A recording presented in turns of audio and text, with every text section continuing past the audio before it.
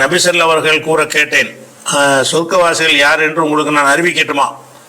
அவர்கள் பலவீனமானவர்கள், பணிவானவர்கள். அவர்கள் அல்லாவின் மேல் ஆணையிட்டு கூறுவார்களானால் அல்லாஹ் அதை நிறைவேற்றி வைப்பான். நரகவாசிகள் யார் என்று உங்களுக்கு நான் அறிவிக்கட்டுமா? அவர்கள் உண்டு கொடுத்தவர்கள், இரக்கமற்றவர்கள், பெருமை அடிப்பவர்கள் ஆவார்கள். இப்படி ஹதீஸ் உண்டு, ஹதீஸில் இருக்குது. உண்டு கொடுத்தவர்கள் நரகவாசிகள் என்றால் என்ன பொருள்?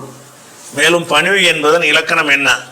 நம் உரிமைகளை விட்டு கொடுப்பதா, கத்தாமல் கோவப்படாமல் அமைதியாக போவதா அப்படின்னு சொல்லி ஃபௌமிங்கிற ஒரு ஆள் வந்து கேட்குறாங்க. அந்த ஹதீஸை வச்சு கேட்குறாங்க.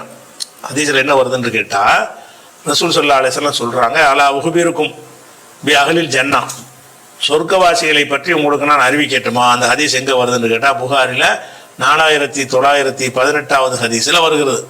அப்போ ரசூலுல்லாஹ் என்ன சொல்கிறாங்கன்னா, அலா உஹ்பிருக்கும், உங்களுக்கு நான் அறிவிக்கட்டுமா பி அஹ்லில் ஜன்னா, சொர்க்கவாசிகளை பற்றி அறிவிக்கட்டுமா அப்படின்னு சொல்லிவிட்டு அதை யாருன்னு வளர்க்குறான். குல்லு லைஃபின், ஒவ்வொரு பலவீனமாக இருக்கிறவன், முத்தலாயிஃபின், பலவீனமாக மக்களால் கருதப்படுறான். அவனும் பலவீனமாக இருக்கிறான், பலவீனமாக கருதப்படக்கூடியவனாக இருக்கிறானே அவன் தான் சொர்க்கவாசி. சொர்க்கவாசி யாருன்னு கேட்டால், அவனும் பலவீனமாக இருப்பான், பலவீனமாக மக்களால் கருதப்படுவான்.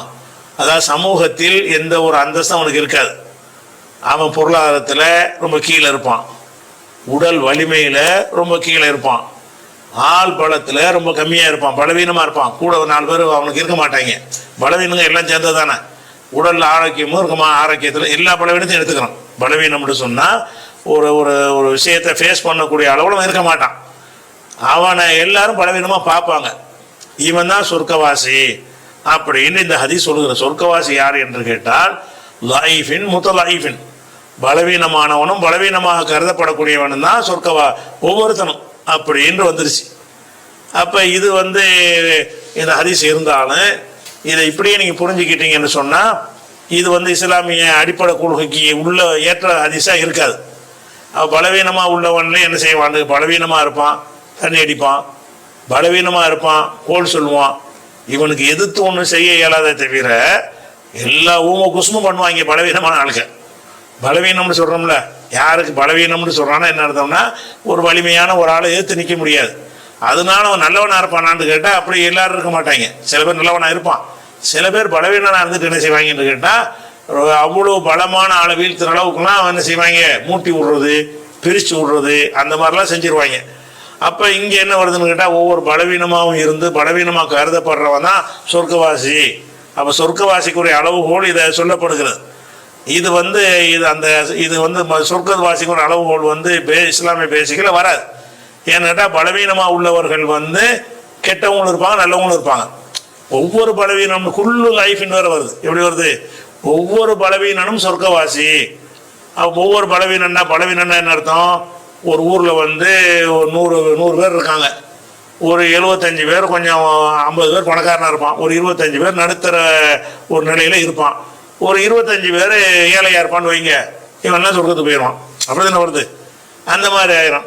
அதில் ஒரு 75 பேர் கொஞ்சம் வாட்ட சட்டமாக தினகாத்தமாக இருப்பாங்க, ஒரு 25 பேர் கொஞ்சம் பலவீனமாக இருப்பாங்க. அதனால அவன் சொர்க்கத்துக்கு போயிடுவான். அப்போ ஒவ்வொரு பலவீனனும் சொர்க்கத்துக்கு போயிடுவான் அப்படிங்கிற மாதிரி என்ன செய்கிறது, அது வருகிறது. அப்போ இந்த கருத்து நம்ம சிந்திச்சு பார்த்தோம்னா, நடைமுறை உண்மைக்கு இது மாற்றமாக இருக்குது. ஹதீஸில் வரத்தான் செய்கிறது. நடைமுறை உண்மையில் பலவீனமாக இருக்கிறவதுக்கு சொர்க்கத்துக்கு என்ன சம்பந்தம் இருக்குது? பலவீனர்களாக இருப்பவர்கள் இப்படி பலமாக இருந்து வலிமையாக இருக்கக்கூடிய சுலைமான் நபி மாதிரி வலிமையாக இருக்கிற ஆட்களும் நல்லடியார்களாக இருப்பாங்க. பெரிய பணக்காரனாக இருந்து வாரி வாரி அப்துல் ரஹ்மான் இப்னு அவுஃப் மாதிரி, சாத் இப்னு அபி வக்காஸ் மாதிரி வாரி வாரி வழங்கக்கூடியவர்களும் இருப்பாங்க, பலமான ஆட்களில் இருப்பாங்க. பலமானவர் பலவீனமானவருங்கிறதை வைத்து கொண்டு சொர்க்க நரகம் தீர்மானிக்கப்படுமானா தீர்மானிக்கப்படாது. இஸ்லாமிய அடிப்படை அதுதான். எதை வச்சு? ஈமான அமலு தான். ஈமான் அமலை கொண்டு தான் சொர்க்க நரகம் தீர்மானிக்கப்படுமே தவிர, பலவீனமாக இருக்கிற ஒவ்வொருத்தனும் சொர்க்கவாசி அப்படிங்கிறது ரசூலுல்லாஹ் சொல்லியிருப்பாங்களான்னா சொன்னதாக தான் அதில் வருது. அப்படின்னா நம்ம கண்ணு முன்னாடி பார்க்குறோம், பலவீனர்களாக இருக்கிறவர்களே மகா கெட்டவன்லாம் இருப்பாங்க. பலமாக இருக்கிறவனாச்சு நேருக்கு நேரம் ஏதாவது செஞ்சுட்டு போயிடுவான். இந்த குசும்பு பண்ணுறாங்கன்னா யார் செய்வாங்கன்னா, பலவீனம் தான். நேரம் நின்று முடியாட்டு என்ன செய்வான், அந்த குசும்பு வேலை பார்த்து என்ன செய்வானா கருத்து விட்டு போயிடுவாங்க. அண்ணன் தம்பியை பிரிச்சுருவாங்க, பொண்டாட்டி புருஷனுக்கு மத்தியில் பிரித்து விட்ருவாங்க, பலவிதமான வேலைகளை செஞ்சு விட்ருவாங்க. யார் பலவீனமாக உள்ள ஆட்கள். அது மாதிரி இந்த சதி பண்ணுறது, இந்த வேலையெல்லாம் பலவீனர்கள்ட்ட இருக்குது. அதுக்கான எல்லா பலவீனரும் நான் சொல்ல வரல, பலவீனர்களில் இப்படி இருப்பாங்களா இல்லையா? அப்போ ஒருத்தன் பலவீனமாக இருக்கிறவனில் வந்து நல்லவனும் இருக்கிறான் கெட்டவனும் இருக்கிறான்னு கண்ணுக்கு முன்னாடி தெரிகிறது. அது போக வந்து சொர்க்கவாசி நம்ம அறிந்து கொள்ள இயலாது. பல அடிப்படைக்கு இந்த ஹதீஸ் மாத்தமாக இருக்குது. ரசூல் ஸல்லல்லாஹு அலைஹி வஸல்லம் வந்து அந்த உஸ்மான் இப்னு மலூன் என்ற ஒரு சஹாபி வந்து ஆரம்ப கால ஒரு முஸ்லீம் ஹிஜ்ரத் பண்ணி வந்து மதீனாவில் இறந்துருவார். இறந்தவன்னு என்ன செய்வாங்கன்னா, அவருக்கு அடைக்கலம் கொடுத்த அந்த அம்மா உம்முலாலாங்கிறவங்க சொல்லுவாங்க, லக்கத் அக்ரமக்கல்லா, அல்லாஹ் வந்து ஷஹாதத்தை அழைக்க, நான் உங்களுக்கு சாட்சி சொல்கிறேன், அல்லாஹ் உங்களை கண்ணியப்படுத்திட்டான்னு அந்த அம்மா சொல்லுவாங்க. ரசூல்லாம் பக்கத்தில் இருந்துகிட்டு இருப்பாங்க. அப்போ ரசூல் என்ன செய்வாங்க, எப்படி நீ சொல்கிற, அல்லாஹ் கண்ணியப்படுத்தினா உனக்கு எப்படி தெரியும், நான் அல்லாஹ்வுடைய ரசூலாக இருக்கேன், என்னையே என்ன செய்வானே எனக்கு தெரியாது, இந்த மாதிரி சொல்லாதேங்கிறாங்க. அப்போ சொர்க்கவாசியாக இருப்பார் என்பதை வந்து நம்ம சொல்ல இயலாது. இது வந்து அதுலேயும் வந்து சொர்க்கவாசின்னு சொல்லிவிட்டு ஒரு தொழுகையாளி, ஒரு நோன்பாளி, ஒரு இவர் கொள்கையில் அகீதா அப்படிங்கிற ஒரு விஷயம் வந்துச்சுன்னு சொன்னால் எந்த ஒரு பேசுக்கும் மாற்றமாக வராது. இங்கே சொர்க்கவாசிக்கு சொல்லக்கூடிய அளவுகள் என்னன்னா, பலவீனமெல்லாம் எல்லா பலவீனமானவனும் பலவீனமாக கருதப்பட்டவனும் யாரை வந்து ஊரில் ஒடுக்கி வச்சுக்கிறாங்க, அவனா சொர்க்கவாசின்னா ஒடுக்கி வச்சதுமான கெட்டவனா இருப்பானே, ஒடுக்கப்பட்டவன். லைஃப் என்றால் பலவீனன், முதல் லைஃப் என்றால் ஒடுக்கப்பட்டவன், பலவீனமாக ஆக்கப்பட்டவன். அவனும் பலவீனமாக இருந்து மக்களாலும் பலவீனமாக ஆக்கப்பட்ட எல்லாரும் சொர்க்கவாசி அப்படின்னு சொன்னீர்கள்னு சொன்னா, இது யாரோ ஒருத்தன் பாதிக்கப்பட்ட ஒருத்தன் வந்து என்ன செய்யறான், அவனை சொர்க்கவாசின்னு ஆக்குறதுக்காக வேண்டி ஒரு நுழைக்கப்பட்டதா இருக்கும் போதுதான் சந்தேகம் வருது. ஏன்னு கேட்டால் இந்த சொர்க்கவாசின்னு சொல்றாங்க, ரசூலுல்லாஹ் என்ன செய்வாங்க, சொர்க்கவாசின்னா தொழுகிறவன், நோன்பு வைக்கிறவன், தான தர்மத்தை அள்ளி கொடுக்குறவன், ஒரு இபாதத்துகளோட அல்லது அகீதாவோட ஒரு முடிச்சு போட்டு சொன்னாங்கன்னு சொன்னால் அது சொர்க்கத்துக்கு உள்ள காரியம் தானே. அதை வச்சு அல்லாஹ் ஏற்றுக்கொண்டால் சொர்க்கத்துக்கு போவான்னு சொல்லிட்டு போயிடலாம். இதில் பலவீனமாக இருக்கிறது, பலவீனமாக கருதப்படுறது அவனுடைய அமலே கிடையாது. நான் ஒரு வீக் பலவீனமாக இருந்தானா என்னுடைய இதாக, நான் ஒரு ஏழையாக இருக்கணும், நானாக தேர்ந்தெடுத்துக்கிட்டேன், அல்லாஹ் என்னை எப்படி ஆக்கிவிட்டான். நான் ஒரு ஊனம் உள்ளவனாக இருக்கிறேன், அது பலவீனம், இது நானாக ஆக்கிட்டேன், அல்லாஹ் அப்படி ஆக்கிவிட்டான். அப்போ என்னுடைய ரோல் அதில் ஒன்றுமே இல்லை, இதுக்கு என்ன சொர்க்கவாசி ஆகுறது. அப்போ சொர்க்கவாசி ஆகுறதுக்கு இதை சொல்லக்கூடிய விஷயத்தை பார்த்தீங்கன்னு சொன்னால் அது வந்து சொர்க்கவாசியை கண்டுபிடிக்க இயலாதுங்கிற ஒரு பேசிக் ஒன்று இருக்குல்ல. எத்தனை பேர் வந்து சொர்க்கவாசின்னு நினைக்கப்படுறவங்களாம் நரகவாசியாக இருப்பாங்கன்னா நம்ம அறிகிறோம். அப்படி இருக்கக்கூடிய நேரத்தில் சொர்க்கவாசி நான் உங்களுக்கு சொல்லி தரட்டுமான்ற சொல்ல வந்து முதல் சொல்லுவாங்களாங்கிறது ஒரு கேள்விக்குரியது. அப்படி சொன்னாலும் இது சொர்க்கவாசிக்குரிய தன்மை இல்லையே. பலவீனமாக இருப்பது, பலவீனமாக ஆக்கப்பட்டு இருப்பது வந்து அவனுடைய அமல் கிடையாது. அது அவனை அப்படி அல்லாஹ் தான் ஆக்கி வச்சிருக்கிறான்.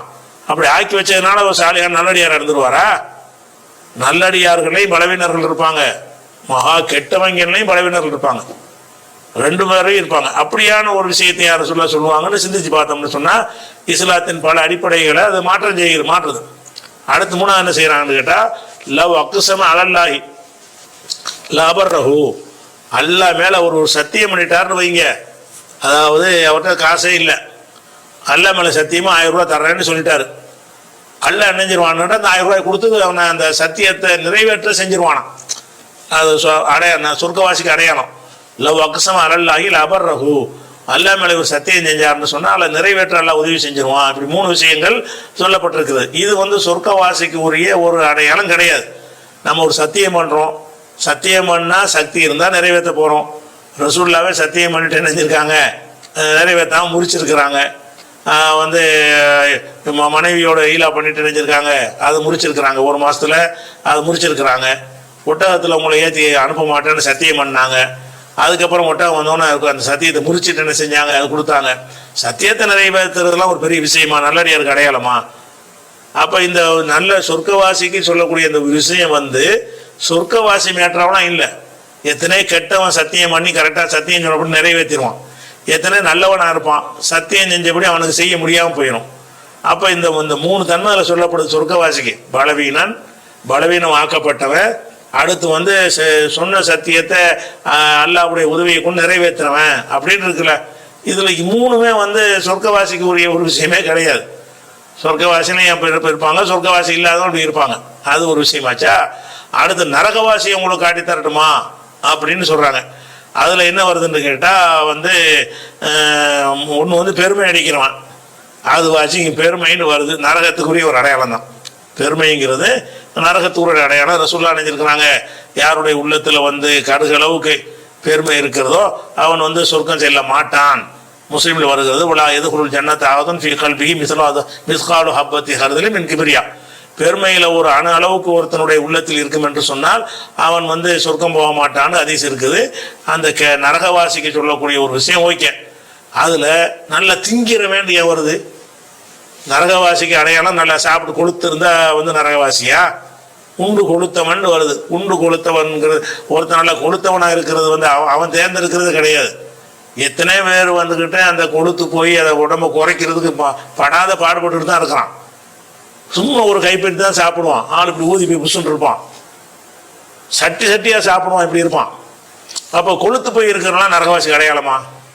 அப்போ உண்பது இது ரொம்ப ரொம்ப திண்ட நரகவாசியா? ஒருத்தனுடைய சாப்பாடு அதிகமாக சாப்பிட்டா நரகவாசின்னு வருமா? அதிகமாக சாப்பிட்டதுனால அதிகமாக சதை போட்டால் நரகவாசின்னு வந்துருமா? ஆயிஷா நாயெல்லாம் நிறையா குண்டாக தான் இருப்பாங்க. அப்போ அதனால் வந்துக்கிட்டு அவங்க நரகவாசி ஆயிடுவாங்களா? அப்போ நல்லா குண்டாயிட்டாங்கன்னா அதனால் நரகவாசின்னு அப்படி சொல்ல முடியுமா? அப்போ இதில் பெருமைங்கிறது ஒன்று மட்டும் நரகவாசிக்குள்ள விஷயமா இருக்குது. குண்டா இருக்கிறதெல்லாம் சொல்லுவாங்களான்னா அந்த ஒட்டுமொத்த அந்த ஹதீஸை என்னன்னு கேட்டால் இது வந்து ஏதோ ஒரு மிஸ்டேக்கான ஒரு செய்தியை தான் தெரியுது. இது சொர்க்கவாசிக்குரிய, அதுவும் சொர்க்கவாசியை நமக்கு அறிந்து கொள்ள இயலுமா? அதை சிந்திச்சு பார்க்கணும். அதனால் இந்த ஹதீஸ் வந்து ஏற்கத்தக்க ஒரு விஷயமா தெரியல.